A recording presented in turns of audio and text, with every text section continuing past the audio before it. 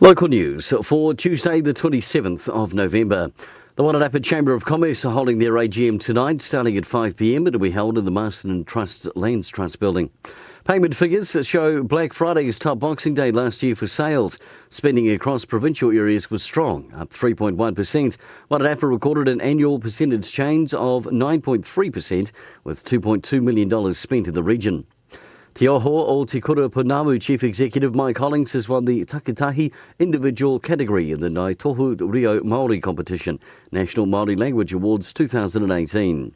Hollings grew up in Wairarapa, and Te Kura Board Chair Dame Karen Sewell says everywhere he has worked, Mike is promoted to Rio Māori in Kohanga Rio and Kura Kaupapa Māori in various public service departments, and now in Te Oho o Te Kura Pounamu. And in sport, 2 losses for our Coastal Challenge cricket sides. In the Wairarapa women's cricket side, the Kurus got through to 183 for 9 before their game was washed out, but still lead the competition. And Quinn Childs picked up impressive figures for Central Districts, taking 5 for 56.